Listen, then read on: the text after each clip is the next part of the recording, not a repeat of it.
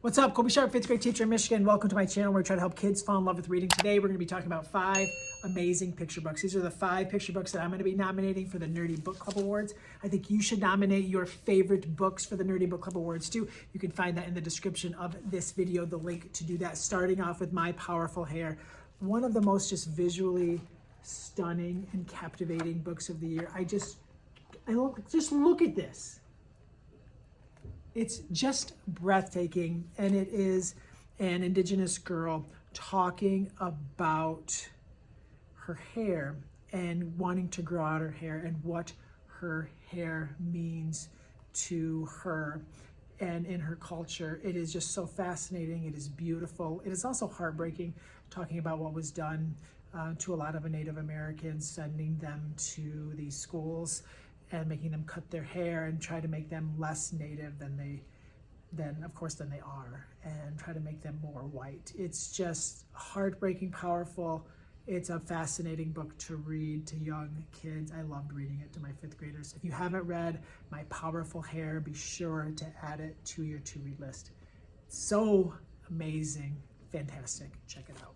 Next up, Hidden Gem, one of the first picture books. All these books are so different, and I love that. One of the first picture books that I read to my 5th graders this year, and it is, the story is Rock. It's got this rock here. And, feeling pretty good about being a rock, living a great life, but then goes into a museum and sees all kinds of fancy rocks and kind of wondering where he fits in. And then he sees like this big, beautiful diamond, and watching him realize that, we're all different and we are all uniquely and beautifully us. It's just a beautiful book to read and share with kids and to think about as an adult as well. Let's be real. A lot of us can use this message often. Check out Hidden Gems. It warms my heart to just think about reading this to kids. It makes me so excited to think about like next year and the year after that and the year after that, I'll get to read a new group of kids, Hidden Gem. Just One Flake. My friend wrote this book. We co-host a podcast together. So if you want to say that I'm biased, you're probably right. But we had so much fun with this book.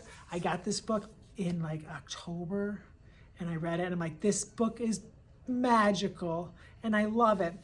And it snows a lot here in Michigan, so I put it up on the board, and I wrote above it, do not read until the first school day snow.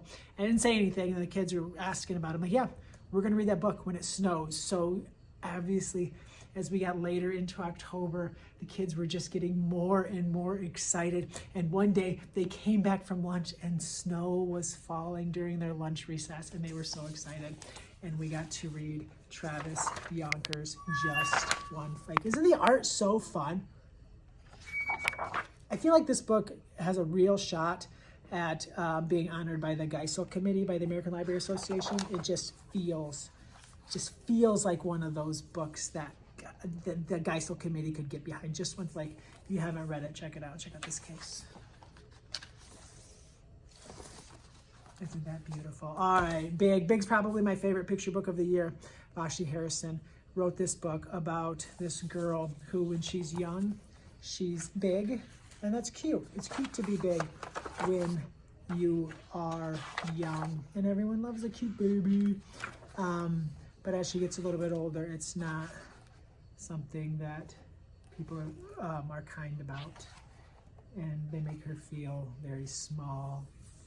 And it all builds and builds and builds to this climax that is just important and groundbreaking in children's literature. I think that this book is going to be discussed by so many young readers, and hopefully will help them to look at how they see each other and what they value, and hopefully it'll have the impact on their hearts as it had on mine and the readers that I serve. Big. I love this book. Except always looking for one of those early in the school year read-alouds, right? My name is like the perfect beginning of the year read-aloud.